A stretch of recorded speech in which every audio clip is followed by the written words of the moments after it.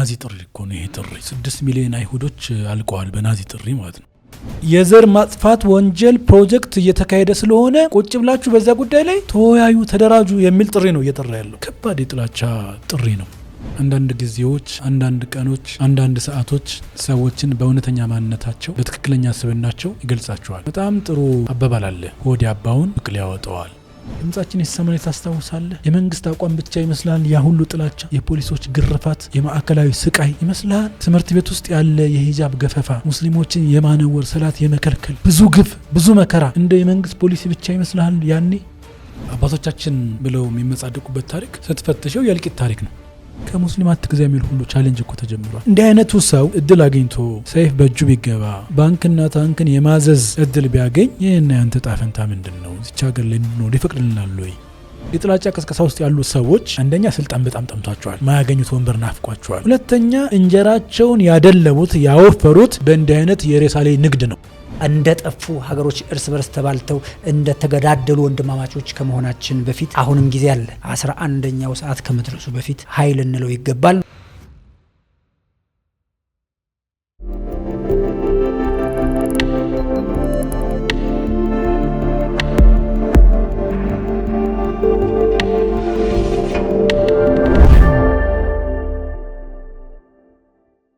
ሰላም አለይኩም ወራህመቱላሂ ወበረካቱ የተከበራችሁ የጉዳያችን ፕሮግራም ተከታታዮች ይህ ጉዳያችን ነው ሀገር ጉዳያችን ናት ወገን ጉዳዮቻችን ናቸው ሁሉም ነገር ይመለከተናል የተወደዳችሁ ከተወሰነ ጊዜ በኋላ በተለይ ደግሞ የሃይማኖት አስተማሪነት የሃይማኖት መምህርነትን ማዕረግ የጫኑ በተለያዩ ቤተ እምነቶች ትልልቅ ማዕረግ የተሰጣቸው ሰዎች ከሀገር ውጪ ሆነው ሀገር ውስጥ ስላለነው ስለኛ የሚናገሩት ነገር በሃይማኖት የተጀቦነ የጥፋት ተልእኮ እየበዙ እየተበራከቱ መጥተዋል እነኚህ ቪዲዮዎች እነኚህ መረጃዎች በተበራከቱ ቁጥር ሀገር ላይ የሚደቀነው አደጋ የማያሳስበው ካለ እርሱ እውነት ሀገሩን አይወድም እውነት ኢትዮጵያዊ አይደለም ብለን መደምደም እንድንችል ያደርገናል ተመልከቱ ብዙዎች በውጭ ሀገር ነው የሚኖሩት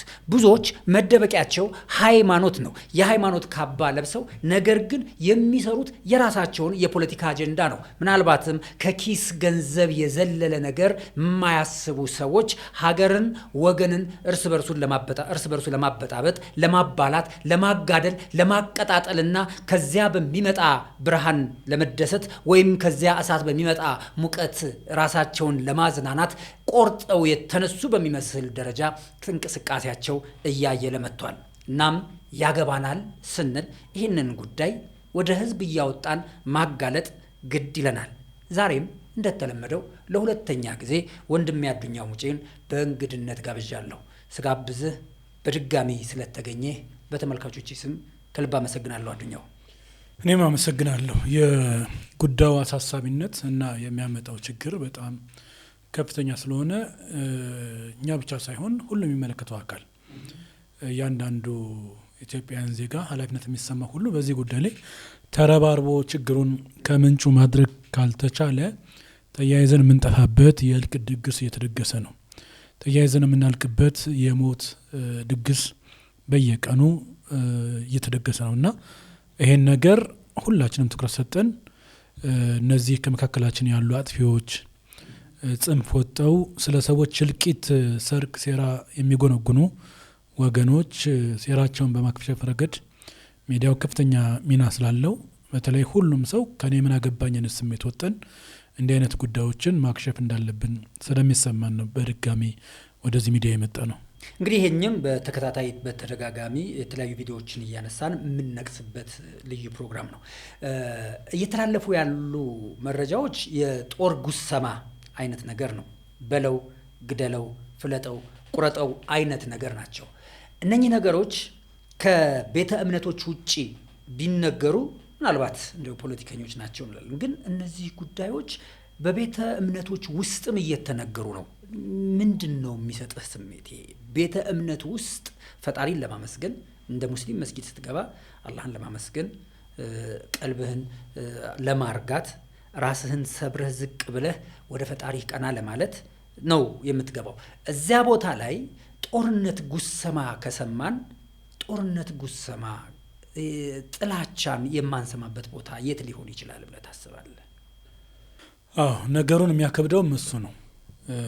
እንዲህ አይነት መንፈሳዊ ቦታዎች ላይ የሚነገሩ ነገሮች በጣም ጥንቃቄ ይፈልጋሉ። ቢኮዝ ጉዳዩ የመንፈስ ጉዳይ ነው። ጉዳዩ የእምነት ጉዳይ ነው። ጉዳዩ ከዚህ ዓለም በላይ መጪውና ዘላለማዊ ሕይወት ዋጋ ያለው ሕይወት ነው ብሎ ለሚያምን ማህበረሰብ እንዲህ አይነት ጥላቻ ሲጨመርበት እና የእምነቱ አካል አድርገህ ደግሞ ጥላቻውን ከፍ አድርገህ ስቀሰቅስ የሚፈጥረው አደጋ በጣም ከባድ ነው። ያለንበት ተጨባጭ የማህበራዊ ሚዲያው በጣም ነገሮችን በማራገብ ረገድ ትልቅ ስራ እየሰራ ነው። በዚህ ረገድ ሚዲያ የእምነት ተቋሙ ውስጥ ብቻ ሳይሆን ከእምነት ተቋሙ ውጭ ተቆራርጠው የሚወጡ ራሱ ምን አይነት አስደንጋጭ እንደሆኑ ማየት በቂ ነው። ምናልባት እንደዚህ በግልጽ ያወሩት ይሄ ከሆነ በድብቅ ምን ያህል ሊያወሩ ይችላሉ የሚለውን ስታስብ በጣም ያስደነግጣል። በነገራችን ላይ የሮሂንጋ ሙስሊሞች 2017 ነው እልቂታቸው የተከሰተው። ከ700,000 በላይ አልቀዋል ሙስሊሞች። ይሄ ከተሰደዱት በሙስሊምነታቸው ብቻ መነሻው ልክ እንዳሁኑ አይነት ኢንቫይሮንመንት ነው የተፈጠረው። ሊወሯችሁ መጡ ነው አገራቸው ላይ ማይናማር ላይ ሊወራችሁ መጡ፣ ያጠፏችሁ መጡ። የመውረር አቅም ነበራቸው ወይ ብሎ ማገናዘብ የለም። አቅም አይኖራቸውም ካላቸው ብዛት አንጻር አይደል ቁጥር የለማው። የመንጋ ጥሪ ነው ጥሪው። መንግስቱ ነው ወታደር ሆነው ስርዓት እየመሩ እነዛን ሰዎች ግን እንደ ማይኖሪቲ ናቸው አካባቢው ላይ ስላ ያለቁም እኮ በዛ ምክንያት ነው። ምናልባት እንደ ኢትዮጵያ አይነት ኢንቫይሮንመንት እንደ ላጥፋ ብትል ላታጠፋ ትችላለህ እንደሚሉት እንደ ፉከራቸው አሁን እንደያዙት ፕሮፓጋንዳ እና እንደ ትናንት ታሪክ ቢሆን ብዙ ዳሜጅ መፍጠር ይችሉ ነበር።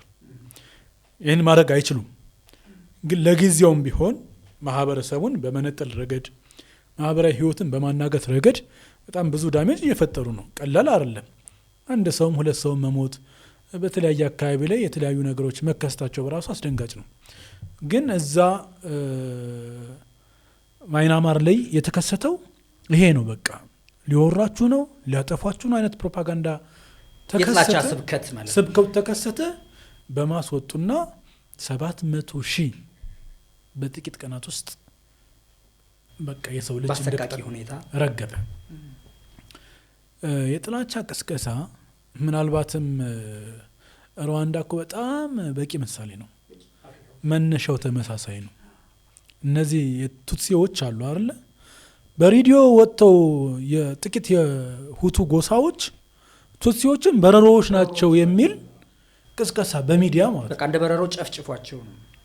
እዝነት የለህም መቼም በረሮ ነፍስ አይደለም ነው ኢንቴንሽኑ ማለት ነው። እንዳንተ አይደለም ሰው አይደሉም አይነት ኢንቴንሽን ያለው። አሁን የኢማም አህመድን ጉዳይ እኮ ሲነሳ መጀመሪያ ከሰባይነት ነው የሚያወጡት። ከሰባይ ሰው አይደለም የሚል ግዝፈት ግዙፍ የሆነ ነገር ይሳናል። ከዛ በኋላ ሁሉንም ነገር አመጣው እሱን ለማሸከም ያግዛቸዋል። ለሚቀጥፉት ቅጥፈት መጀመሪያ መደላድል ይፈጥራሉ። አውሬ አድርገው ጭራቅ አድርገው ይፈጥሩታል። እኔ በአጋጣሚ ሆኖ 2000 አካባቢ መርጦ ለማርያም የሚባል ቦታ ጎብኝቻለሁ። እዛ ቦታ ላይ ልክ ስገባ ቤተክርስቲያኑ ውጭ ላይ 6 ማዕዘን ድንጋይ ቆሟል። ያ ድንጋይ ጎብኚዎች ሁሉ ሲመጡ ይሄ እቺን ቤተክርስቲያን ለማውደም ኢማም አህመድ የወረወረው ድንጋይ ነው የሚል ነውና በጣም ተደነግጣለህ፣ ጥላቻ ይጨምራል። ከዛ ስገባ ደግሞ ሰማያዊ ግዙፍ ካባ የግራይ ካባ ብለው ሰው ይጎበኘዋል እና ኢሚዲየትሊ የሚመጣልህ ጨዋታ የስነ ልቦና ጨዋታ ነው። ምን አይነት አውሬ ሰው ነው የሚል ነገር ይመጣልሃል። በዚህ ምክንያት ሰዎች ለጥላቻ ቅርብ ይሆናሉ ማለት በቃ ልክ ቅድም ሁቲዎች ቱትሲዎችን መግደል በረሮ እንደ መግደል ነው ብለው እንደሚያስቡት ማለት በ100 ቀን በነገራችን ላይ 100 ቀን ባልሞላ ቀን 800,000 ህዝብ ነው ያለቀው። በቃ በዛሽ ቀን እንግዲህ ኦልሞስት ግማሽ አመት እንኳን ባልሞላ በሩብ አመት ማለት በሩብ አመት በዛች ጊዜ በ3 ወር ውስጥ 800,000 ህዝብ ማለቅ ማለት በጣም ከባድ ነው። ይሄን ያራገበው ሚዲያው ነው። አሁን ቲክቶክ ላይ ስገባ፣ ፌስቡካችን ላይ ስገባ በኢትዮጵያ ሙስሊሞች ላይ የሚሰራው የጥላቻ ቅስቀሳ ያስደነግጣል። መጪው ምን ይሆን ያስብላል። እንደው ቅድም አንድ ቪዲዮ እያየን ነበር አይደለ? እሱን እንስማው እስኪ። ቪዲዮዎችን እያየን እንግዲህ ወደዛው እንመለሳለን። እንዳልከው ይሄ በተለይ በሩዋንዳ ላይ የተከሰተውን ክስተት አንድ ጸሐፊ የጻፈችው ሁቱትሲ የሚል መጽሐፍ አለ አይደል? እዛ ላይ ስታየው በጨለማ እየነዱ መኪናው ፒስታ ውስጥ የገባ ያህል ይንገዳገዳልና ወርደው ሲያዩ በጀናዛ ላይ ነበር እየሄዱ ያሉት። በዚህ ደረጃ እርስ በእርስ እንዲህ የተራረዱበት የተጨካከኑበት ጉዳይ የመጣው እንደዚህ አይነት የጥላቻ ስብከቶችን ከሚሰብኩ ግድ የለሾች፣ ምናልባት ሊገልጸው የሚችለው ይሄ ቃል ሰይጣኖች ወይም ሸይጣኖች ማለት እንችላለን። ሸይጣን ካልሆንክ በስተቀር በዚህ ደረጃ በሰዎች ላይ ሞት የሚደግስ ጥሪ አትጠራም። በኋላ ላይ እንመለስበታለን። እስቲ አንድ ቪዲዮ እና ተመልሰን ደግሞ እንመጣለን። አደራጁን ብለው ሲያወሩ መዋል ጥሩ አይደለም። ማን ነው የሚያደራጅ? ራስ ተደራጅ። መደራጀት ምን ማለት እንደሆነ ታውቃላችሁ? ምንም ረቂቅ ነገር የለው። ከዚህ መንግስት ጋራ የማይሰራ የዚህ መንግስት ዘር አጥፊነትና ጨፍጫፊነት ልቡ ያወቀ የተረዳ አንድ ሰው ፈልጉ። መጀመሪያ የዚህ መንግስት ዘር አጥፊነትና ሀገር አጥፊነት የተረዳ አንድ ሰው ፈልጉ። እናታችሁ ልትሆን ትችላለች፣ ወንድማችሁ ሊሆን ይችላል፣ ጎረቤታችሁ ሊሆን ይችላል፣ የሰንበት ትምህርት ቤት ወይ የመድረሳ ጓደኛችሁ ሊሆን ይችላል፣ ወይ ዩኒቨርሲቲ ጓደኛችሁ ሊሆን ይችላል፣ ወይ አብራችሁ የምታርሱ ገበሬ ልትሆኑ ትችላላችሁ። አንድ ሰው የዚህ መንግስት ዘር አጥፊነት እና ሀገር አፍራሽነት የገባው ከልቡ የሚያምን አንድ ሰው ፈልጉ። ሁለት ሆናችሁ ማለት ነው። ሁለታችሁ ቁጭ በሉ። ከመንግስቱ ነዋይ እስከ አብይ አህመድ የዘር ማጥፋት ፕሮጀክት ላይ ትንሽ ሐሳብ ተለዋወጡ። አደረጃጀት ነው። ሐሳቡን ከተለዋወጣችሁ በኋላ ይህ ነገር ፕሮጀክት ስለሆነ አላማ ስለሆነ ካላስቆምነው አይቆምም የሚል ላይ ተስማሙ። እኛ ካላስቆምነው አይቆምም፣ በመስዋዕትነታችን እናስቆመዋለን። መጀመሪያ ይህን ቃል ኪዳን ተገባቡ። ሁለት ናችሁ፣ ሚስጥር ነው፣ ምስክር የለም። እግዚአብሔር ነው ምስክሩ። ስለ ሀገራችሁ፣ ስለ ልጆቻችሁ፣ ስለ ሃይማኖታችሁ ቃል ኪዳን ግቡ። ይህ ሁለት ሰው ይለያይ፣ ሁሉም አንዳንድ ይፈልግ። ይህንኑ ቃል ኪዳን ይግባ። ሲመለስ ስንት ይሆናል? አራት ነው። አራቱ በደንብ ተመካክሮ ሐሳቡን አስፍቶ ይበተን። አራቱ በራሱ በቂ ልምድ ስላለው ስለተወያየ የራሱን ሶስት ሰው ይሰብስብና አራት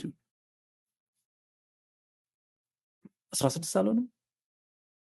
ይሄ ሰንሰለት ይቀጥል፣ ሚስጥር ይጠበቅ። እዚህ ጋር ቆም እያደረግነው በመሀል ብንገባ ጥሩ ነው። እንግዲህ ይሄ ሰንሰለት ይቀጥል፣ ሚስጥር ይጠበቅ፣ ደግሞ በአደባባይ በሚዲያ እየተወራ እንዲሁ አንዳንድ ጊዜ ሌላ አስተልእኮ የላቸውም የሚል ነገር እንድታስብ ያደርጋል። እስቲ ከሰማነው ላይ የተወሰነ ነገር እያወራን እንምጣ። እየተባለ ያለው ነገር ምንድን ነው? እናትህም ትሁን ትዋጋ ነው እያለ ያለው ይሄ ሰውዬ አይ ቲንክ በአሜሪካን ነው የሚኖረው። አሜሪካን ሀገር ውስጥ እየኖረ የሰው ልጅ አንተም ብቻ ሳይሆን እናትህም ትሁን፣ እሷን ትውጣ፣ ትደራጅና ትዋጋ ነው ጥሪው። ሊትራሊ የናዚ ጥሪ እኮ ነው ይሄ ጥሪ። 6 ሚሊዮን አይሁዶች አልቀዋል በናዚ ጥሪ ማለት ነው።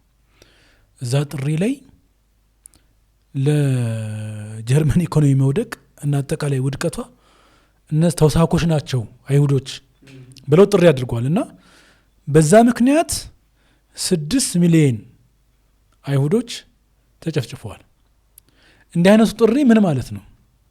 አሁን በዚህ ኮንዲሽን ላይ ፕሮጀክት ነው፣ የዘር ማጥፋት ወንጀል ፕሮጀክት እየተካሄደ ስለሆነ ቁጭ ብላችሁ በዛ ጉዳይ ላይ ተወያዩ፣ ተደራጁ የሚል ጥሪ ነው እየጠራ ያለው። ከባድ የጥላቻ ጥሪ ነው። ውጤቱ ደግሞ በጣም አደገኛ ነው። ቢኮዝ ይሄኛው አካል ሀገር ሰላም ብሎ እየኖረ ነው ኖርማሊ። ያኛው አካል ደግሞ ሁለቱ ነው። እነዚህ ሊያጠፉን እየተደራጁ ነው። እነዚህ ዘር ማጥፋት ፈጽመውብናል፣ ገለውናል። ልክ እንደ ባለፈው አይነት የቤተክርስቲያን ጉላት ሊሰቅሉ ሲሄዱ እንዳፈረሱት ተደርጎ እንደሚሰራው ፕሮፓጋንዳ እንደተባለው በጣም ቆርጦ በመቀጠል ችግሮቹ እኮ አይፈጠሩም አይደለም። ሙስሊም ይሞታል፣ ክርስቲያን ይሞታል፣ መስጊድ ይቃጠላል፣ ቤተክርስቲያን ይቃጠላል። ግን እሱን ፔን በስነ ስርዓትና በልኩ ማከም ካልቻል በተሳሳተ ፕሮፓጋንዳ ሀገር የሚያወድም ሀገር የሚያጠፋ ስራ ነው የሚሰራው። አሁን እዚህ ጥላቻ ውስጥ ሁለቱ ነው ሲሄዱ ስለ ሌላ ነገር ላያወሩ ማለት ነው። እነሱ የሚሞሉት ውስጣቸው ላይ ጭንቅላታቸው ላይ የሚወጥ እየጠፋ ነው አይነት ሳይኮሎጂ በመዝሙር ሆድ እንዲብሰው ያደርጋሉ። በኪነ ጥበብ በግጥም እንደ ሰሞን አላየህም? ጥቁር አርቲስት ሁሉ ለብሶ የቅርብ ጊዜውን የእንትንን እኮ የአርሲን ጉዳይ ማንሳት እንችላለን።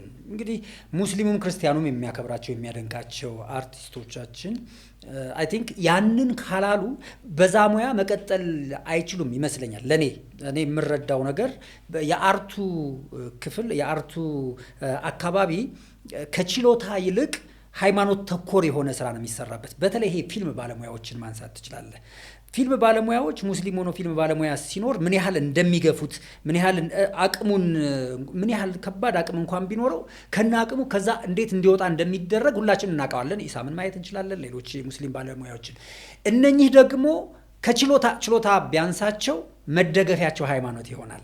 ከዚህ አንጻር አርሲ ላይ የሆነ ነገር ተከሰተ ሳያጣሩ በጣም የምናከብራቸው የምንወዳቸው የነበረ መባል አለበት። ይሄ ኮቴሽን ማለት የምንወደውንም መለየት ያለብን ይመስለኛል። አሁን ባለው ጎራ አሰላለፍ እነኚህ ሰዎች ወጥተው ምን እስክንሆን ነው የምትጠብቁት እያሉ ከዚህ ቀደም አስረውት የማያውቁትን ማተብ አስረው ድራማ ሲሰሩ ታያቸዋለህ።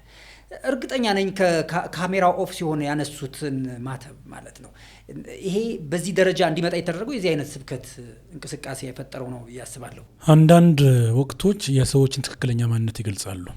አንዳንድ ጊዜዎች፣ አንዳንድ ቀኖች፣ አንዳንድ ሰዓቶች ሰዎችን በእውነተኛ ማንነታቸው በትክክለኛ ስብዕናቸው ይገልጻቸዋል። በጣም ጥሩ አባባል አለ፣ ሆድ ያባውን ብቅል ያወጣዋል። በእንዲህ አይነት የጥላቻ ስካር ውስጥ ሰዎች ትክክለኛ ማንነታቸው ይገለጻል።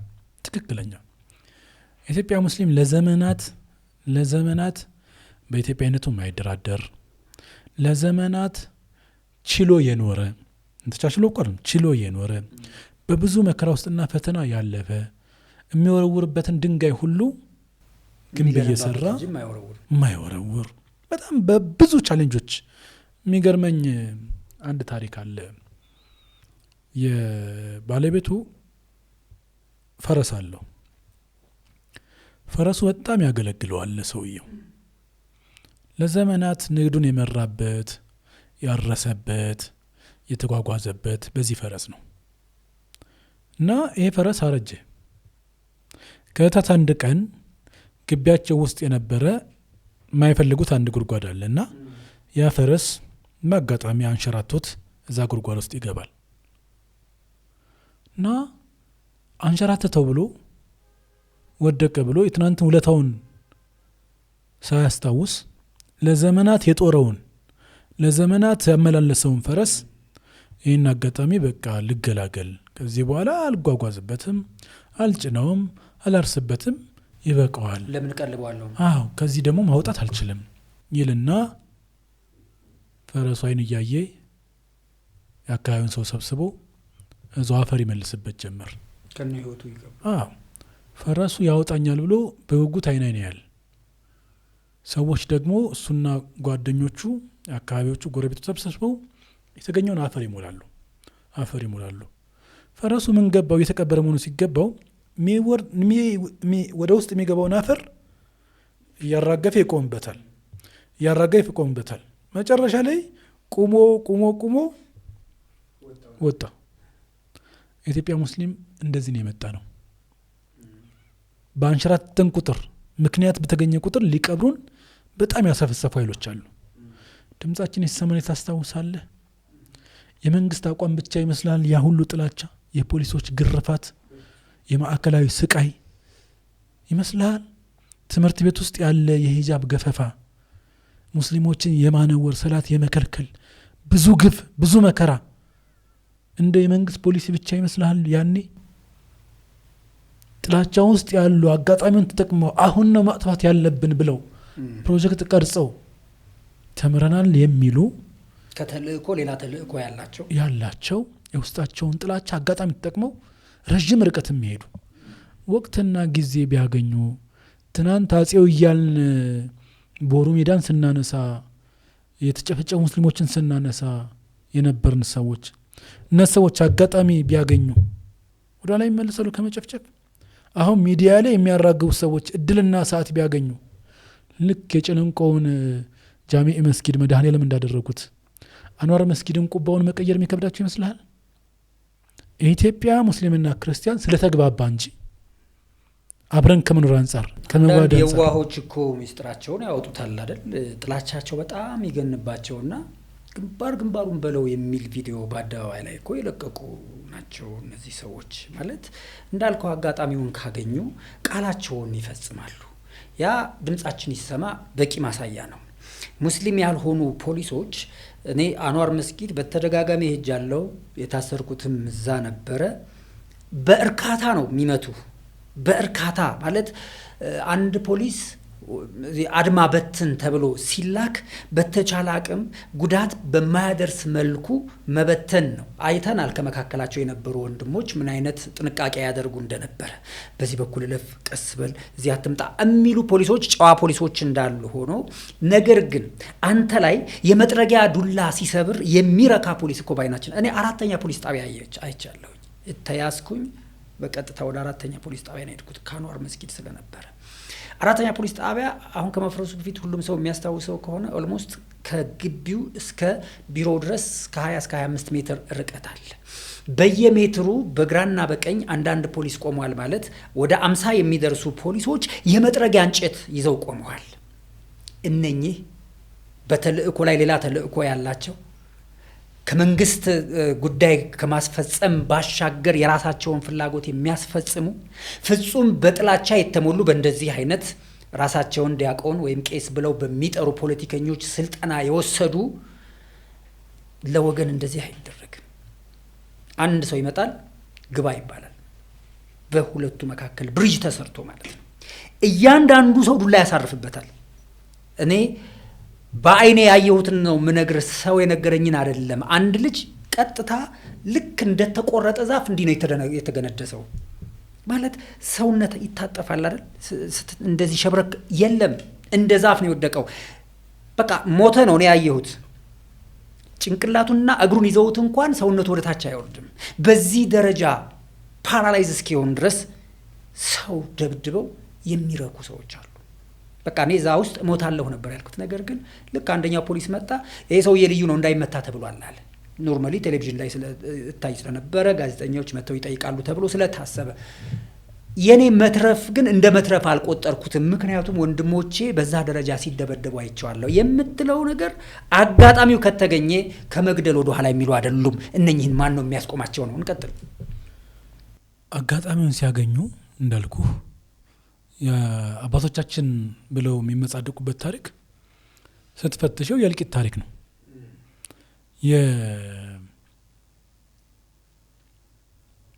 በተለይ አንድ አባት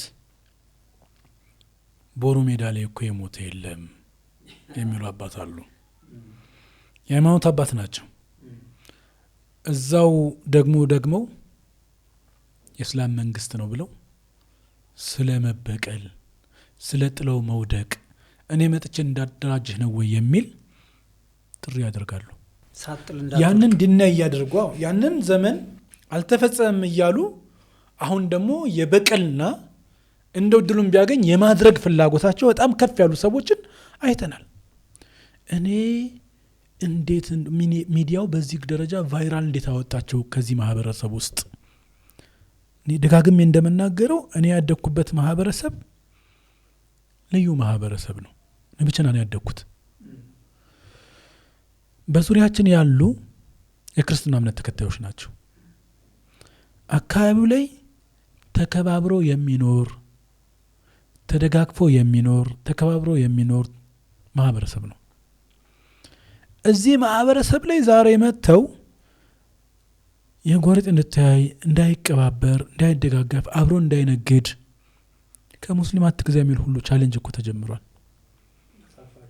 ይሄ እንዲህ አይነቱ ሰው ቅድም እንዳልኩት እድል አግኝቶ ሰይፍ በእጁ ቢገባ ባንክና ታንክን የማዘዝ እድል ቢያገኝ ይህና ያንተ ጣፈንታ ምንድን ነው? እዚች ሀገር ላይ እንድንኖር ይፈቅድልናል ወይ? ለዛ ነው አሁን እኛ እየሰራን ያለ ነው።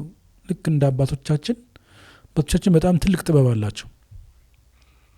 አካባቢ ላይ እሳት ሲቀጣጠል እርጥብ ሳር ነው አይያያዝም ብለው ዝም አይሉም።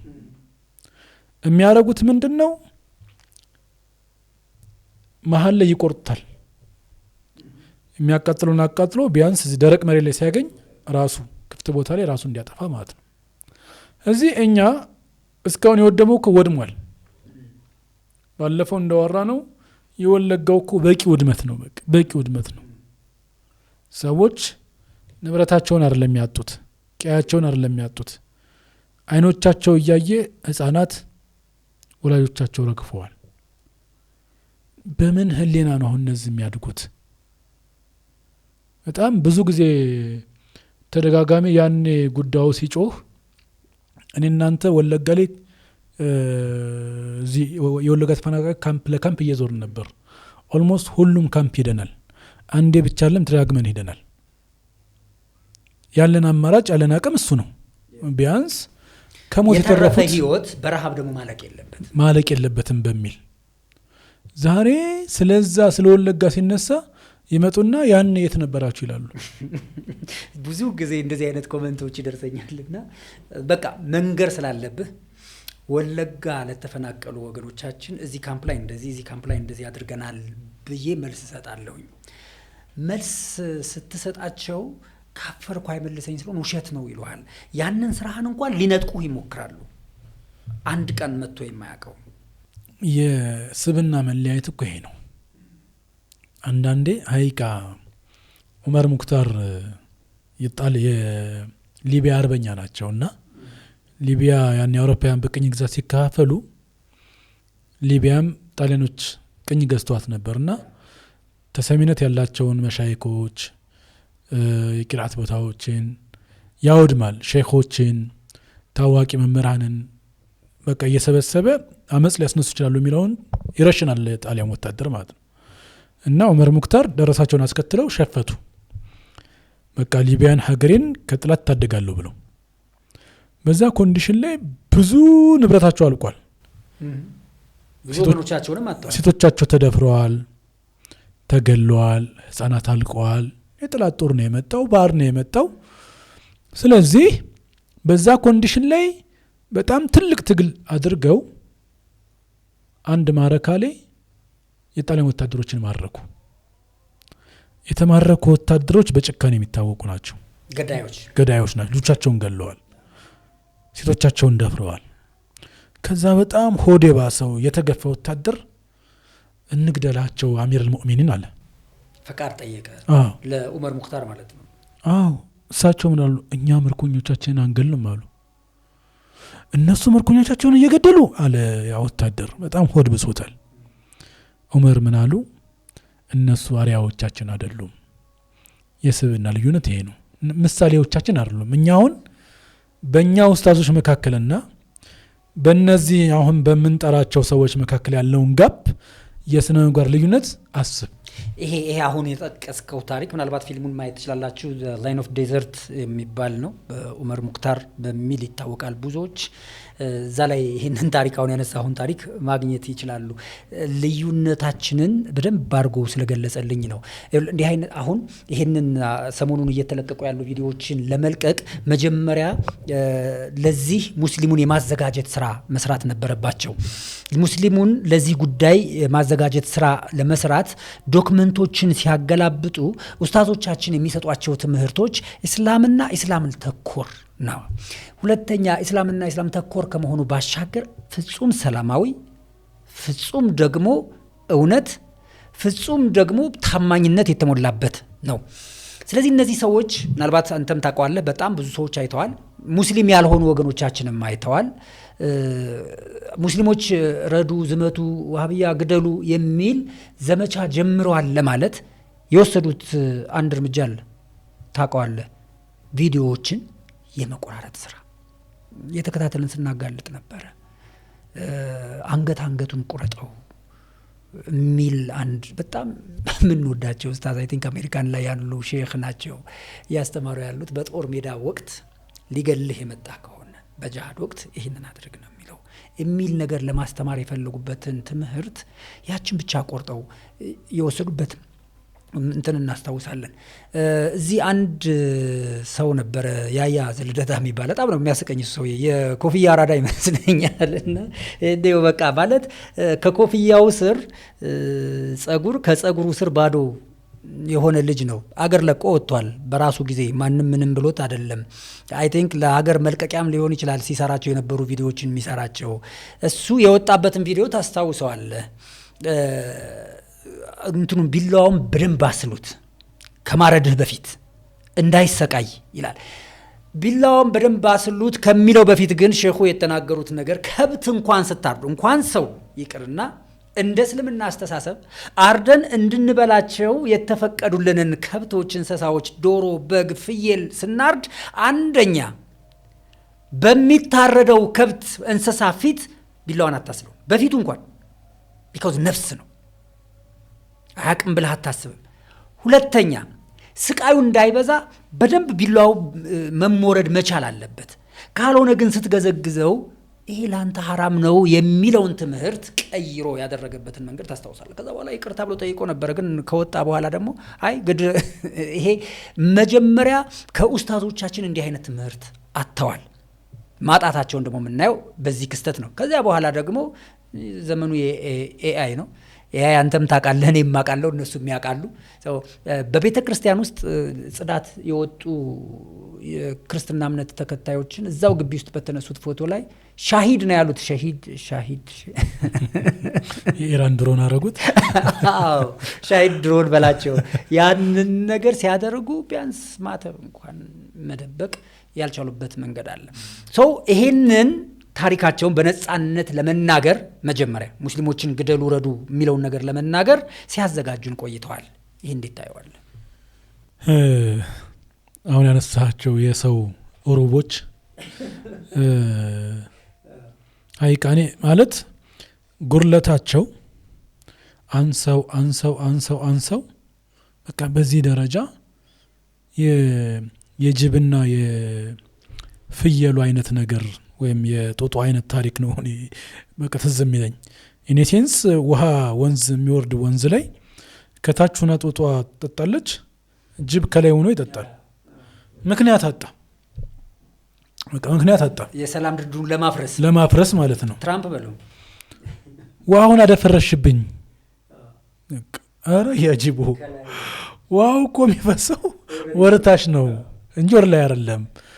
እነዚህ የሰው ሩቦች የጅብ አይነት ባህሪ ነው ያላቸው። በነገራችን ላይ አሁን የጥላቻ ቅስቀሳ ውስጥ ያሉ ሰዎች አንደኛ ስልጣን በጣም ጠምቷቸዋል፣ ማያገኙት ወንበር ናፍቋቸዋል። ሁለተኛ እንጀራቸውን ያደለቡት ያወፈሩት በእንዲህ አይነት የሬሳ ላይ ንግድ ነው እንጂ ወንድም ከወንድሙ ጋር አብሮ እየነገደ እንዴ ብዙ ሸር ካምፓኒዎችን እኮ ብታይ የትኛው ነው ሙስሊም ከሙስሊሙ ጋር ብቻ የሚሰራው? አዲስ አበባ ላይ እኮ ሪል ስቴትን ጨምሮ አብሮ ተዛምዶ ተዋህዶ ነው። ማስታወቂያዎችን እያቸው ሙስሊሙም ክርስቲያኑም አንድ ካምፓኒ ላይ ማሰሪታችን አይፈቅድም። ኢትዮጵያዊነት እንደዚህ አይደለማ። አንድ ላይ ያደግ ነው። አንድ ኢማራት ላይ አንድ ህንፃ ላይ ስብጥሩን እየው እስኪ። ሰርጎቻችን፣ ድግሶቻችን፣ ልቅሶቻችን ጉራማይሌ ናቸው። በጣም የተቀላቀለ ማህበረሰብ ነው።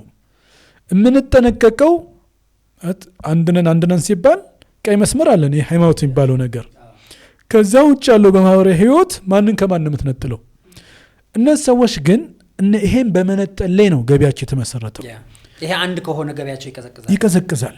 ስለዚህ የሬሳ ንግዳቸውን ለማጧጧፍ ቅድም እንደተባለው ባይም ሆነ በሌላም ሜካኒዝም ቪዲዮ ቆርጠው በመቀጠል ትናንት እኮ ነግሬሃለሁ በጣም ደጋግመ የምናገረው በጣም ትልቁ ምሳሌ የኢማም አህመድን ኢማጂን ያረጉበት የወሰሁበት የገለጹበት መንገድ ምን ያህል ሰው እንዳሳመነ ምን ያህል እውነት ብሎ እንደተቀበለ አንዱ ማሳያ እኮ ነው። እንኳን አሁን በቴክኖሎጂ ታግዘው ትናንት በተረት እንኳን ሰውን ያውሬ ስብና ቋጥኞች ላይ ሄደው ፎቶ የሚነሱ አሉ። ኢማም አህመድ የወረወረው ድንጋይ ያንን እንኳን እንዲቀበል አድርጓቸዋል። ኤግዛክትሊ በጣም ከባድ ነው። ስለዚህ በእንደዚህ አይነት ፕሮፓጋንዳ እነዚህ የሰው ሩቦች በጣም በጣም እንዲህ አይነት አጀንዳዎችን አንስተው ቆርጠው ቢቀጥሉ የስብና ልዩነት ነው። እንዳልኩ አንድ ኡስታዝ በማህበረሰቡ ዘንድ ቅቡል ለመሆን መጀመሪያ ማወቅ ያለበት ቁርአንና ሐዲስ ነው። ቁርአንና ሐዲስ እንግዲህ ሰፊው ፓርት ዝነት ነው። ቅድም እንዳልከው ኢርሐሙ ሊመን ፊል አርድ ይርሐሙኩም መን ፊስ ሰማ የሚገርም እኮ ሐዲስ ነው። ሰማይ ላይ ያለው እንዳልላችሁ ምድር ላይ ያለው ሁሉ ሁሉ ነው፣ የተለየ ነገር የለም። ሁሉ ምድር ላይ ያለው ሁሉ እዘኑ አላህ እንዲያዝንላችሁ። ይሄ እኮ ነው መላ ይርሐም ላ ይርሐም የማያዝን አይታዘንለትም። ወማ አርሰልናከ ኢላ ረሕመተን ሊልዓለሚን ለዓለማት እዝነት እንጂ አልተላኩም። ኢነማ ቡኢስቱ ሊኡተሚመ መካሪመል አኽላቅ እኔ የተላኩት መልካም ሰው በእንደዛ አይነት ስብናዎች የተሞላ ዲን አንድ ኡስታዝ ሰው ፊት ቁሞ ይናገር ዘንድ እነዚህ ስብናዎች ያስፈልጉታል። ተራርቀናል ላንገናኝ ልክ እንደ ውቅያኖስ አላህ ቁርአን ላይ ሁለት ባህሮችን አይዋሃዱም ብሎ ይገልጻቸዋል አይደል? እንደዛ ነዋል። በቃ በኡስታዞችና በእነዚህ ሰዎች መካከል ያለው ኡስታዞችስ እንደፈለጉ የማስተማር ከቁርአንና ከሐዲስ ውጪ መስጊድ ውስጥ ኡስታዝ ነኝ ሼክ ነኝ ብሎ የማስተማርስ መብቱ ይሰጣቸዋል ወይ? በስልም የለም። ካልቸር አንደኛ አድማጭ ተነስቶ ቁም ይላቸዋል አንደኛ። ሁለተኛ ነገር ሲስተሙ ራሱ ተርቢያው ይተፋቸዋል። የወጣ አስተምሮ ላስተምር ብትል ይሄ እስልምናን ይዞት የተገነባ የመስጊድ ማህበረሰብ ከየት የመጣው ትምህርት ነው ብሎ ይተፋቸዋል። ቅድም እንዳልከው ነው። ምናልባት ከነዚህ ቪዲዮዎች ላይ ካገኘነው ለማየት እንሞክራለን። የኔ ያነሳውልህ ነገር የመጽሐፍ ቅዱስ አስተምሮን እስከዛሬ ድረስ የሚታወቀውን የመቀየር አዝማሚያ ያላቸው እነዚህ እነ ፋንታውን ዋቄ ነው አይ ቲንክ ስማቸው። በመጀመሪያ ደረጃ የድምጻችን ይሰማ ጊዜ ክርስትና እኮ ሰላም ነው የሚሰብከው፣ እንደምታውቁት ግራህን ሲመጣ ቀኝህን ስጠው ነው የሚለው እያሉ ትምህርት ያስተምሩ ነበር። እስልምና ግን በቃ እንትን ያለ ሰው አራጅ ነው ምናምን እያሉ ያችን ቃል በጣም በተደጋጋሚ የሰላም እንትናት ብለው ሲናገሯት የነበሯትን ከተወሰነ ወራት በኋላ ቀኝህን ስመታው ግራህን ስጠው የተባለው ለዛ አይደለም ምናምን የሚል አስተምህሮ የመቀየር የመለወጥ የራስን ፍላጎት በመጽሐፍ ቅዱስ ውስጥ የመሰግሰግ ነገር ትመለከትባቸዋለህ። ይሄ ሲሆን ለምን የሚል ትውልድ መጥፋቱ ለምንድን ነው? እንዲሁ ከዛው ከቤተ ክርስቲያኑ እነሱን ከሚከታተሏቸው ተማሪዎቻቸው መካከል እንግዲህ አንዳንድ ፍላጎቶች እነዚህ ሰዎች አክቹአሊ መዋቅር ውስጥም ናቸው ለማለት አያስደፍርም። አውቃለሁ በርካታ ሰዎች ቤተክርስቲያን መድረክ ላይ ቆመው ብዙ የጥላቻ ቅስቀሳዎችን አድርገው ሊሆን ይችላል። ምእመኑ ይገዛዋል ወይ አይ ዶንት ኖ። እንደዛ ባይሆን ተላልቀን ነበር። እንደው በተቀሰቀሱ ልክ በጠሩ ልክ ምላሽ ሰጥቶ ቢሆን ኖሮ ማለት እንጠፋፋ ነበር። ቢኮዝ በቃ በቁጥር በተወሰነ ደረጃ ነው የምንበልጣቸው። ሙስሊሙ እስከ 60 እስከ 55% ይገበታል አሁን ባለው ዳታ። ኦርቶዶክሱ ደግሞ ወደ 35% 30%። ምክንያቱም ጂኦግራፊካሊ ስታየው አፋር 100% ሙስሊም ነው፣ ሶማሌው 100% ሙስሊም ነው፣ ቤንሻንጉል አለ፣ ማዕከላዊ ኢትዮጵያ አለ፣ የአዲስ አበባ ውህድ አለ። ኢቭን አማራ ክልል እንኳን ያለው ቁጥር ቀላል አይደለም። ኦሮሚያን ብትሄድ ዝም ብለህ ከተማው ላይ ስትሄድ ሉማሜ ስትሄድ፣ ብቸና ስትሄድ፣ ደጀን ስትሄድ፣ ሰላም ማንኩሳ እያልክ ዝም ብለህ ቻግኒ እያልክ ጎንደር ብትገባ ምን ያህል ነው ሙስሊሙ? ከዛ ወሎ ስገባ ደግሞ አስበው የትኛው ነው በዚህ ደረጃ አሳነሰ የምታየው ማህበረሰብ አይደለም። እንደው ዝም ብለህ ተነስተህ በአንድ ጀንበር ጨፍጭፈ ጨርሳለሁ አትልም። ያለህ አማራጭ ተከባብረህ ተቻችለ መኖር ብቻ ያለ ብቸኛው ጉዳይ ላይ አብረህ እየሰራ በእምነት ጉዳይ ደግሞ የራስን አንድ ሀገር ነው ያለችን። እቺ ሀገር ምርጫ የላትም። የትኛውም ሀገር ዘለህ መግባት አትችልም። በዛ ሀገር የመንግስት ይሁንታና ፍቃድ ነው። እንደው ጥቅምህ ታይቶ ነው ከገባህም እዛ ሀገር ላይ ይጠቅማል ተብሎ ስታሰብ ነው። ሀገር የሌላችሁ ሰዎችን አይተናል። እነ ሶሪያ እነ ሊቢያ አማራጭ አጥተው ማለት ነው። እዚህ ዚች ሀገር ላይ እኔም የክርስቲያን እምነት ተከታይ ወገኔም ያለችን ብቸኛ አማራጭ በዚች ሀገር የጋራ ጉዳዮቻችን ላይ እየተነጋገርን በጋራ መኖር ነው። ከዚህ ውስጥ ሶስተኛ አማራጭ የለም መጠፋፋት ካልሆነ በስተቀር ማለት ነው። ያ ደግሞ ምርጫ አይደለም ስለማይጠቅም እምነት በሐሳብ በመልካም ውይይት እንጂ በፉክክር ሰውን ስሜታዊ በማድረግ ጥላቻ በማስገባት አትቅረቧቸው በማለት አይሆንም። ጦፋይል የሚባለው ሷሃባ አላህ መልካም ስራውን ይወደድለት የሰለመው ሂጅ ልስማው እስኪ በሚል እንደውም እዛ ከሄድክ ትቀየራለህ፣ ስለዚህ እሱን አትስማ ብለው ጥጥ ጀሮ ላይ ድፈን ተብሎ ሁሉ አድርጎ ሂዶ ነው ከዛ በኋላ እስልምና የተቀበለው። ስለዚህ ሰዎችን በጥላቻ መገርድ አትችልም። ሰዎችን ማስቀርት ካለብን በመልካም ሰው ምግባር ያለህን ቀኑና እንደው የአባቶች ሴት አይቀየርም ዶግማ አይቀየርም ብለህ አይደል የኖርከው፣ በዛ ስትኖር ነው። እኔ አይገርመኝም ማለት ቀኝህን ለመታ ቀኝህን በለው ችግር የለውም ለእኔ አይገርመኝም። ግን ከመጣበት አንጻር ባልንጀራህ እንደራስ አድርገው ወደ አይነት አስተምሮዎች ነበሩ። ቀኝህን ሲመታ ግራን ነበሩ። የእነሱንም በፈለጉ ሰት የፈለጉትን መቀየር ይችላሉ። እኔ ጋ እስካልደረስ ድረስ እኔ ጋ የሚደርሰው ቀኝህን ሲመታ ቀኝህን ምታው ተፈጥሯዊ ነው፣ ይቀይሩት። ምንድን ነው ግን እኔ በተቀመጥኩበት መተው ሳልመታቸው የፈጠራ ክስ ፈጥረው ሳልመታቸው መታይ ብለው መምታት ከፈለጉ ግን ዝግጅቱ ወደዛ እኮ ነው። ሳትደርስበት ደረሰብን ነው። ድራማዎች በጣም እየተሰሩ ነው። ገዳይም ጨዋሂም አንድ አካል ሆኗል። ይሄ አካል እንግዲህ መዋዕለ ተዋሕዶ ተብሎ የተቀናጀ አካል ታያለህ። ፋኖ ለአማራ ተብሎ ወጣሁ የሚለው ታጋይም ትመለከተዋለህ። ትላንትና አንድ ቪዲዮ ላይ ከስር ገብቶ አንድ ሰው ኮመንት ሰጠኝ። መስቀል ማድረጉ ምን ችግር አለው ምናምን ፋኖ አንተ ክርስቲያን ጠልነህ የሚል ነገር ለማንሳት በጣም አስቂኝ ነገር ነው። ወታደር እኔ ስለ ወታደር ዲሲፕሊን ነው የማወራው። ወታደር ዲሲፕሊን ከጸጉር ቁርጥ ካለባበስ ጀምሮ ሁሉም ዲሲፕሊን ይከናወናል። ወታደር ዲሲፕሊን ተብሎ ሙስሊም ወታደሮች ሰላት መስገድ የሚከለከሉበት ላይ 3-4 መስቀል ደርድረህ መቀመጥ አንተ የሆነ የሀገር ተከላካይ ነኝ ማለት የሚያስችል ነገር አይደለም። እስቲ እንደው ትንሽ ቪዲዮዋን እናስቀጥላትና ጋሻ ያልቅባቸውምና ጆሮ በር የለውም ይላል ሰው አይደል? ጆሮ በር የለውም። እስቲ እንስማ ትንሽ እና ውጊያ ጀመረ። ውጊያ እንዴት ነው? መረጃ መስጠት፣ ግፍን መቃወም፣ ግብር የተጨመረበት፣ ቤቱ የፈረሰበት፣ የተነወረ፣ ከቦታው የተነቀለ፣ የተገደለ፣ ታሪኩ የጠለሸበት፣ ካህኑ የታሰረበት፣ ምንም ግፍ የተሰራበትን እየመዘገበ ወደ አንድ ማዕከል ይላል። ትግል ተጀመረ። እርስ በርሱ ይረዳዳ ይሁንብኝ ብለው ሰይፍ አንስተው ጠመንጃ አንግበው ወደ ጫካ ሄዱትን ቤተሰብ ይርዳ።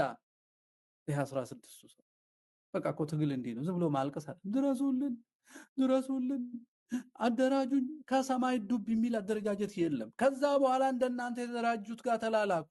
ከዛ ሀገር ተደራጀ ማለት ይሄ ነው። መሪ ከዛው ይፈልቃል።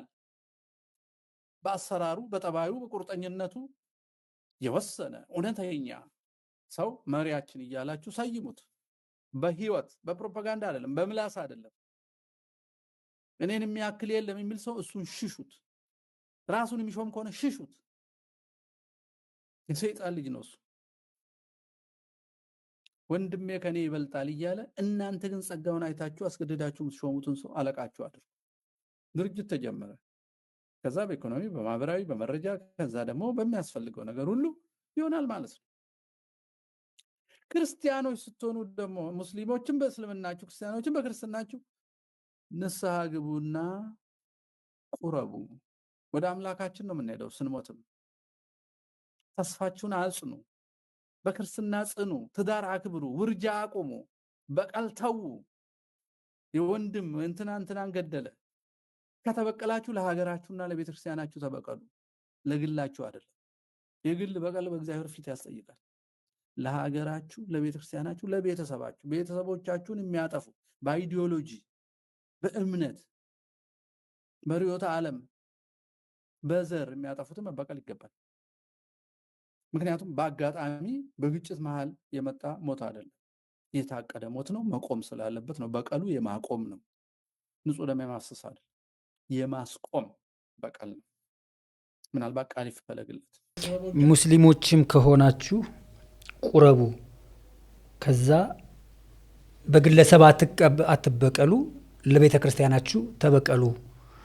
የሚፈልጉት ሙስሊም እንዲህ አይነት ሙስሊም ነው። እነዚህ ሰዎች ለቤተ ክርስቲያን የሚታገል መሆን መቻል አለበት።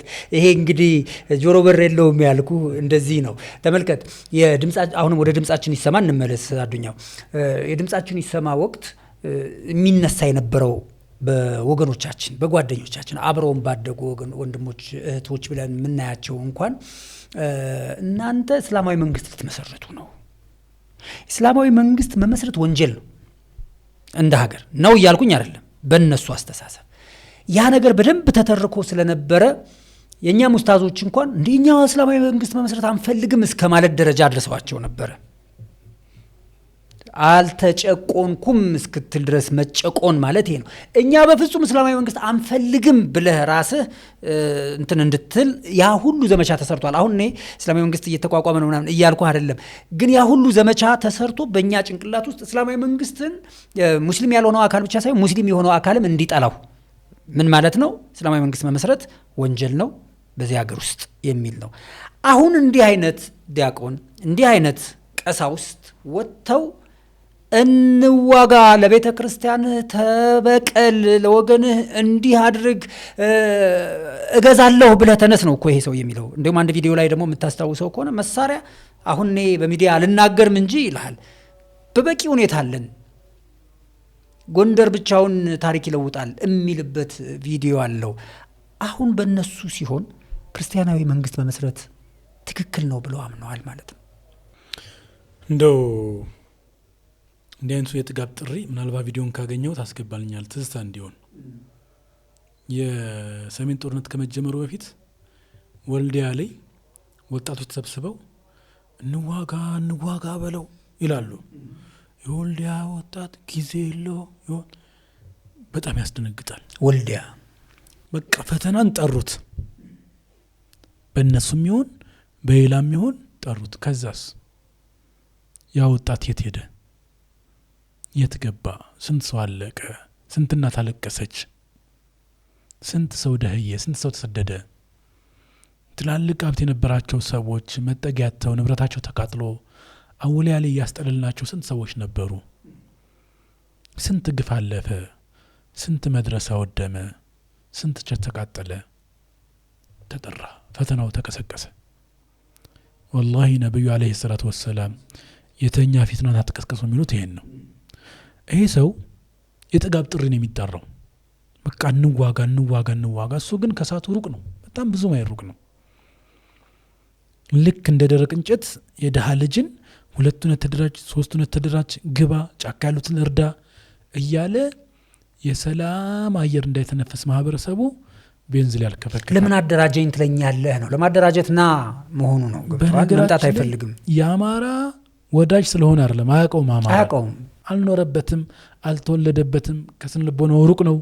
ግን ደግሞ የጦርነት አውድማውን አማራ ክልል እንዲሆን እናቶቻችን ወጣው እንዳይገቡ፣ ነግደው እንዳያተርፉ፣ አርሰው እንዳያመርቱ፣ ሰርክ የስቃይ የሰቀቃን ህይወት እንዲገፉ እስኪ መለስ ብለህ አስበው።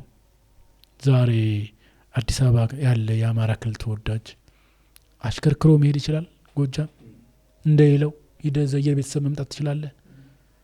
ሃይማኖት ሳይመርጥ ችግር ሲመጣ የአየር ትራንስፖርትን እንዲጠቀሙ የተገደዱ ድሃ ወገኖቻችንን ስታይ ታዝናለህ።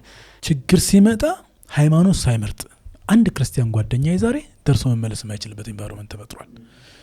ለሙስሊሙ ብቻ አይደለም ከባድ የሆነው ዛሬ እገታው፣ ወንጀሉ፣ ስቃው፣ መዘረፉ ክርስቲያን ወገኖቻችን ላይም አልቀረም። ሲጀመር መነሻው ቤተክርስቲያን በሚል ሰበብ ነው ጦርነት ተጀመረው። ግን ደግሞ ህዝበ ክርስቲያኑ ከዚህ መከራ ከዚህ ችግር ዳነ ወይ? እነዚህ የጦርነት እልቂት የደገፉ ሰዎች፣ እነዚህ ጥፋትን ጎተው አማራ ክልል ያመጡ ሰዎች ለአማራነት ምንድነው የፈየዱላት? ዛሬ እያንዳንዷ እናት አይኗ ደክሞ በልቅሶ ብዛት፣ በመከራ ብዛት፣ በረሃብ ችግር ማረስ ተቸግረው ማዳበሪያ አጥተው እዚህ መከራ ውስጥ የገቡት በእንዲህ አይነት የጥፋት ጥሪ ነው። ተበድለሃል፣ የተለየ ነገር ምን ሊመጣ ነው? የአማራ እናት ከአፋርነት ተለየ ኢትዮጵያ ውስጥ ምን ሊደረግ ነው? ከሶማሌው፣ ከኦሮሞው፣ ከቤንሻንጉሉ፣ ከስልጤው ምን የተለየ ነገር ኢትዮጵያ ውስጥ?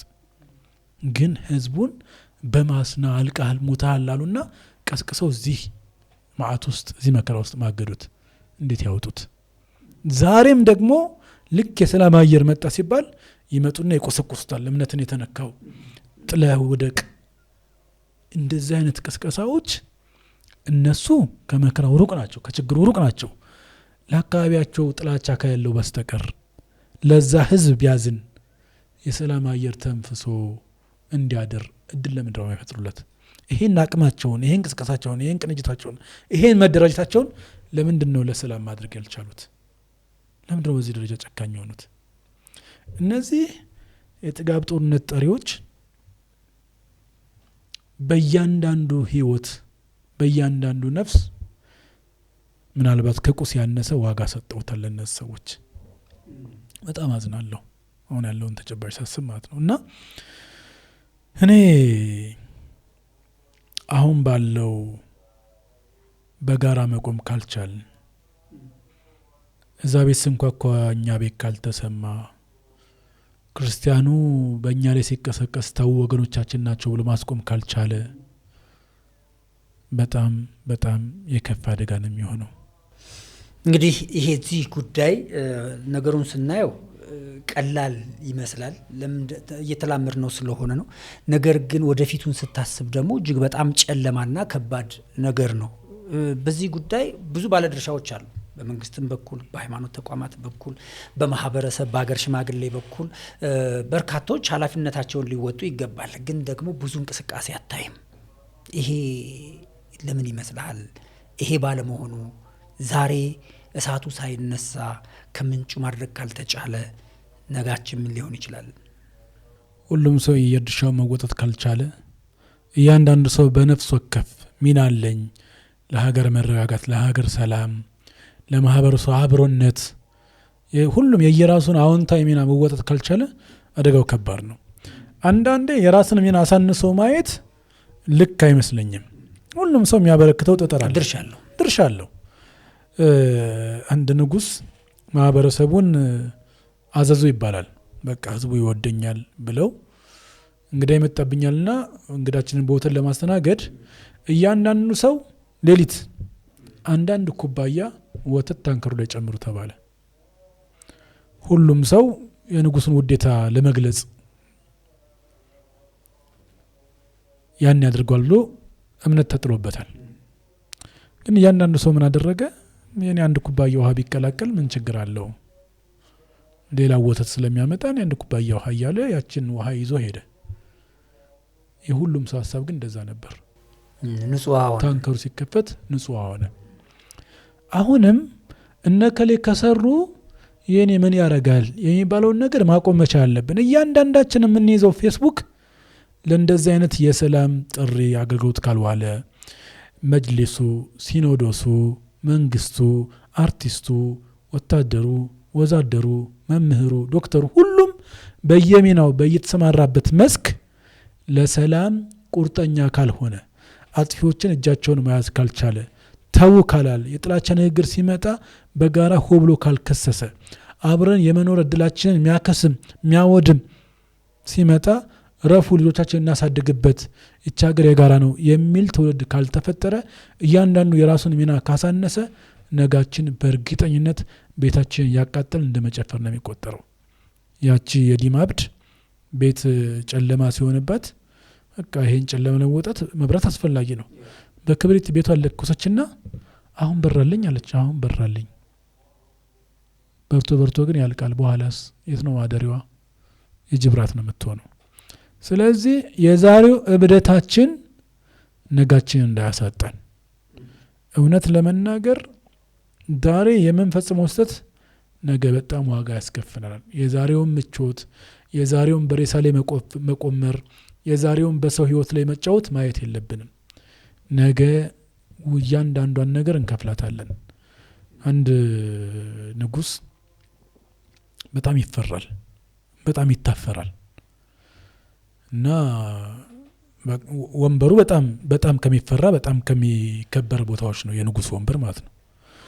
ከታት አንድ ቀን በአካባቢው በጣም ይታወቅ እብድ ተደብቆ ዘሎ ገብቶ ዙፋናቸው ላይ ተቀምጦ ተገኘ። እዛ ዙፋን ላይ መቀመጥ በጣም ትልቅ ዋጋ ያስከፍላል እና ጠባቂዎች አዙና ያሰቃዩት ይገርፉት ጀመር። ሲገርፉት ይስቃል፣ በጠባቂዎች ስራ ይስቃል። እዛ ንጉሱ መጣና እናንተ እብድ እያያችሁ እንዴት ትገርፋላችሁ? በሉ ተውት፣ እያያችሁ እየገረፋችሁት እየሳቅ አይደለም እንዴ ብለው ያስለቁታል። ሲያስለቅቁት ስቅስቅ ብሎ አለቀሰ። ግራ ተጋቡ። ሲገረፍ ሳቀ፣ ሲለቀቅ አለቀሰ። ለመሆኑ ለምንድን ነው ያለቀስከው አሉት ንጉሱ። አይ እኔ ለዚች ደቂቃ እዚች ወንበር ላይ ተቀምጬ ይህን ያክል የተገረፍኩኝ እርሶ እስካሁን ለተቀመጡበት ምን ያህል ግርፋት ይጠብቀውታል፣ ምን ያህል ዋጋ ያስከፍለውታል ብሎ አላቸው ይባላል። ስለዚህ እያንዳንዱ ሰው ያለውን ኃላፊነት ካልተወጣ ለተቀመጠበት ወንበር ለተሰጠው ኃላፊነት በትክክል ካልተወጣ የሚጠብቀው ዋጋ ከባድ ነው። ይኸውልህ ችግርን እኔ ሰላም ነኝ በማለት አታመልጠውም፣ በፍጹም አታመልጠውም። ያለህ አማራጭ በጋራ መቆም በጋራ መጥራት ነው። አሊያ እንደው አንተ ነህ መቀጣጫው የምትሆነው፣ መቀጣጫ የምትሆነው አንተ ነህ። እኔ ሰላም ነኝ በሚል ውስጥ ሰላም አይገኝም። እኔን አላገኘኝም እሳቱ በሚል ውስጥ ነፃ መውጣት አይቻልም። እስካልነካኝ ምን አገባኝ በሚል ውስጥ በፍጹም እንደዛ አይቻልም። እኔ ምን አገባኝ የምትለው ሀረግ እሷ ናት ሀገሬን ያረዳት እንደበግ የሚል ግጥም ልጽፍ ብድግ አልኩኝና ምን አገባኝ ብዬ ቁጭ አልኩ እንደገና ይላል ኑረዲን ኢሳ ገጣሚው። በጣም ዋጋ ያስከፍላል። እኔ ምን አገባኝ። ሁሉም ሰው ሚናውን መወጣት መቻል አለበት። ሀይቃ ሀገር ሲኖር ነው እንደ እምነትም ይሰበከው። እንደውኑ ወደ ጽድቅም ወደ ንስሐም ተመለሱ ወደ ጀነት ነው ተውብቱ ብሎ ለማስተማር ሀገር መኖር ሰው መኖር ኑ የምትለው ሰው መትረፍ መቻል አለበት። ማን ነው የምትለው ብቻህን ሆነ የምትጠራው አካል የለህም ነው። እንግዲህ የቆምንበት ምድር የጋራ ነው። በጋራችን ምድር ላይ ተቀምጠ እዛ እሳት እየተቀጣጠለ እኔ ያለሁበት ቦታ ላይ አልደረሰም ማለት ደግሞ ሰደዱ ቀጥታ ወደ አንተ እንደሚመጣ አለማሰብ ያንተን ጭፍንተኝነት የሚያሳይ ነው የሚሆነው። የጋራችንን ሀገር በጋራ እናልማ ነው ፍላጎታችን። የጋራችንን ሀገር በጋራ እንጠብቅ ነው ፍላጎታችን። ሃይማኖታችን በየግላችን ደግሞ በነጻነት እንተግብር ነው ትምህርታችን። ከዚህ የዘለለ ታሪክ የለም። ነገር ግን እነኚህ ቪዲዮዎች ከጊዜ ጊዜ እየተበራከቱ ነው። እነኚህን ቪዲዮዎች የሚል አካል ደግሞ እየጠፋ ነው። ከመንግስትም በኩል ብትሄድ ከሀገር ሽማግሌም ቅድም እንዳነሳውል ከሃይማኖት ተቋማትም ቢሆን እነዚህን ነገሮች ለማስቆም እንቅስቃሴ ሲደረግ አይታይም። ይሄ ደግሞ ነጋችንን ቁልጭ አድርጎ የሚያሳይ ነው። ሲኒማ እንደምታየው ፊት ለፊት ላይ ስክሪን ላይ እንደምታየው ከርቀት ባለ ስክሪን እልቂቶች እየታዩ ነው። እነዚህን ነገር አንድ ሰው አንድ አካል ይመለከተኛል የሚል ሀይ ካላለው በስተቀር አሁንም ርቀቱ እየቀረበ ነው።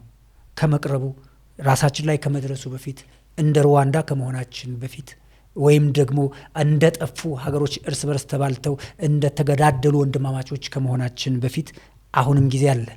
11ኛው ሰዓት ከመድረሱ በፊት ኃይል እንለው ይገባል ነው የዛሬ ጥሪያችን ነው። ዱኛው ተስፋለን ዲኖዬ ተስፋ ያለን ምንድነው?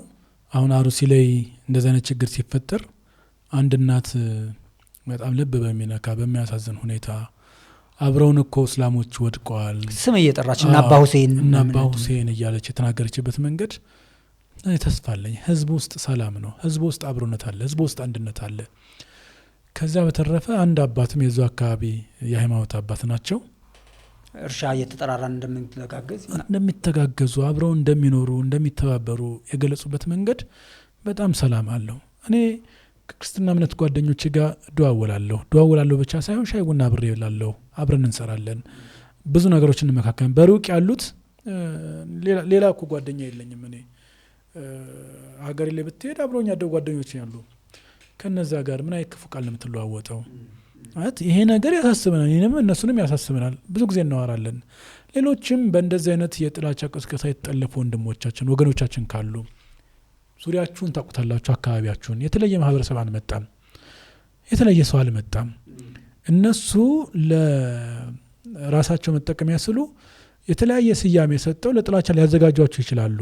በዚህ የተንኮለኞች መረብ ተጠልፈው እንዳትወድቁ ጥሪ ያደርጋለሁ። እኔ በየትኛውም አጋጣሚና ሰዓት በየትኛውም ቦታና ሁኔታ በእንደዚህ አይነት የሰላም ጉዳይ ለመነጋገር ችግሮቻችን ካሉ ለመፍታት በእኔ እድሜ ያላችሁ የእኔ ትውልድ ወንድሞች፣ የእኔ ትውልድ ጓደኞች፣ የክርስትና እምነት ተከታዮቼ ኑ እናውራ፣ እንነጋገር። ችግር አለበት ቦታ የተባለበት ቦታ ሄደን በጋራ እንፍታ። አብረን ከመኖር ውጭ አማራጭ ስለሌለ ማለት ነው። ኑ በቃ እኔ ጓደኞችን የምለው ይሄ ነው። ምናልባት ልባችሁ ተሸረሸረ፣ እንተዋወቃለን፣ በደንብ እንተዋወቃለን። በዙሪያችሁ ያላቸውንም ጓደኞች ታውቋቸዋላችሁ። የተለየ ስብና አልመጣም። ስለዚህ እነዚህ የሬሳ ስር ቁማርተኞች በሚፈጥሩት የየዕለቱ አጀንዳ ተጠልፋችሁ እንደው ሌላ እንኳን ባይፈጠር ማህበራዊ ህይወታችሁ ባይናጋ፣ ሰላምታችሁ ባይቀንስ፣ አብሮነታችሁ ትናንት የነበረን መተባበር እንትን ባይል ደስ ይለኛል። እና በዚህ አጋጣሚ በጣም አብሮኝ ያደገ ጓደኛዬ ነው የደወለው። ሄሎ ይህ ስም እንዴት ነህ? አለሁልህ። አልሐምዱሊላህ። አንተ ደህና ነህ? ሁሉ ሰላም። እንዴት ነህ?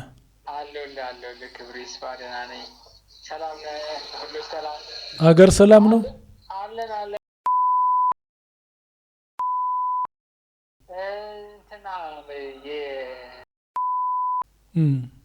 የሆነች 17 ዓመት ልጅ ነች እና የሆነ ልብ ኬዝ ነበረባት እና ደህና ተሽሏት ምናምን አለ ደውሎልኝ እና ከአንድ ሰዓት በፊት ምናምን የደወለልኝ እና ሰርጀሪ ምናምን ተሰርታ እንትን አለች። ጥቁር አንበሳ ነበረ ቀጠሯ።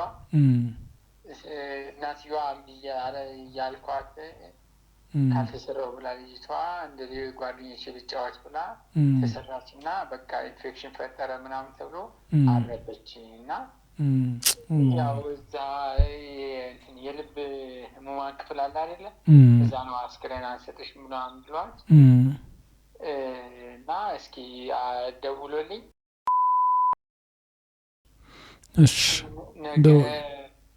ምናልባት ጠዋት እስኪ እንደው ከተመቸ ብንገናኝና እና እንደው አንዳንድ ነገሮችን እንትን ብንል እዛ ማንም የላትም ብቻዋን ናት አለ እናትየዋ። ምንም ችግር የለም። አሁንም መሄድ ካለብኝ እሄዳለሁ። ኖ አይደል አሁን መሽቷል። ምን እናድርግ መሰለህ ነገ እንትን እንበል ነገ እኔ እናንተ እንደዋወል እዛ ጠዋት 3 ሰዓትም ሆነ ምናምን እንደዚህ አካባቢ 2 ሰዓት ላይ 2 ተኩል ላይ 3 ሰዓት ላይ እንገናኝና ያው ስለ የምንችለውን ነገር እንትን እንበልላት ነው በቃ ማለት ብቻዋን ናት። ችግር የለውም። አትሊስት አስከሬኑን ይዛ እንድትሄድ ወደ ክፍለ ሀገር እንደዛ መሰለኝ። አስከሬን ይዛ እንድትሄድ እስኪ ከተመቼ እስኪ ደውለትና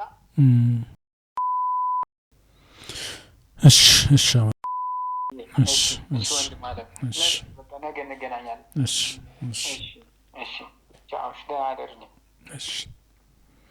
የሚገርም አጋጣሚ ነው። እንግዲህ አንድ ሙስሊም ያልሆነ ወገንህ ችግር ሲገጥመው ወንድሜ ወገኔ ብሎ ለአንድ ሙስሊም ኢትዮጵያዊ የሚደውልበት ሂደት አሁንም አለ። ቅድም ተስፋ አለ ስትል በምክንያት እንደሆነ ማሳያ የሚሆነን ይመስለኛል። አንዲት እናት ልጇ አርፋባታለች፣ ማንም የላትም። ስለዚህ አንተ እዚህ ነው ያለውና ይህንን ኃላፊነት ላንተ እንስጥህ ነው የስልኩ ጥሪ አሁን እየሰማሁት ያለሁት። እኔ እንደ ብርቅ የሚታይ አይደለም ይሄ ጉዳይ። እንደው አጋጣሚ ግን እንዲሁ ተደወለ። እንግዲህ አብሮ አደግነን በእንደዚህ አይነት ማህበራዊ ህይወት ነው የምንተዋወቀው። ኮሽ ሲል በቃ በእኔም ጊዜ እነሱ ግንባር ቀደም ናቸው፣ በእነሱም ጊዜ ደግሞ እንዲህ ነው የኖር ነውና አሁንም ይሄ ችግር ሲፈጠር እንግዲህ ህጻናት ልጅቷ ወደ አኸራ ሄደች። ኤኒሃው የትልቁ አጀንዳችን ምንድነው? እንዲህ አይነት አብሮነታችን ሊያደፈርሱ የሚችሉ ሰዎችን ሁላችንም ተባብረን ማስቆም እንዳለብን መልእክት ማስተላለፍ ፈልጋለሁ። እጅግ በጣም አድርጌ አመሰግናለሁ። እኔም በጣም አመሰግናለሁ። እንግዲህ የራስን ባለጌ እየደበቁ የሌሎችን ለማጋለጥ የሚደረገው ሽኩቻ ውሃ ቢወቅጡት እምቦጭ አይነት ነገር ነው። በየትኛውም ማህበረሰብ ባለጌ የሆነ አካል ይኖራል። ያ ባለጌው የኔ ነው ብሎ የሚደብቀው ከሆነ የሱ ብልግና ወደ ደበቀው አካል ነው የሚመጣው። ስለዚህ ሀገር የጋራ ነው፣ ምድራችን የጋራ ነው። የጋራ ብዙ ነገሮች አሉን። በጋራ የምናለማቸው ነገሮች፣ በጋራ የምንሰራቸው ነገሮች፣ በጋራ የምንዋጋቸው ነገሮች እጅግ በጣም ብዙ ናቸው። እንዲህ አይነት ነገሮች ሲመጡ ደግሞ ተነጣጥለን እነዛን ከባባድ ነገሮች እናደርጋለን ብንል አሁንም ትርፉ ድካም ነው። ሀገሩን የሚወድ ሁሉ በስሩ የደበቀውን ባለጌ ማጋለጥ ላይ ተግቶ ይስራ። ቪዲዮዎችን እያወጣን ማንነታቸውን የማጋለጣችን ስራ የሚቀጥል ይሆናል። ወንድሜ አዱኛው እዚህ ፕሮግራም ላይ ስለተገኘህና ጊዜህን ስለሰጠኸኝ እጅግ አድርጌ አመሰግናለሁ። እንግዲህ አሁን ደግሞ ተደውሎ ለደረሰው ሀዘን ለቤተሰቦች መጽናናት እንመኛለን። ላንተም እንዲሁ በቀጣይ ፕሮግራም ደግሞ ስንጋብዝህ እንደምትመጣ ተስፋ እናደርጋለን ኢንሻአላህ። እናመሰግናለን። የዛሬ ጉዳያችን ፕሮግራም ከወዲሁ ይጠናቀቃል። በቀጣይ ሳምንትም በተመሳሳይ ርዕስ እንገናኛለን። ለዛሬ ደህና ሁኑ። والسلام عليكم ورحمة الله وبركاته.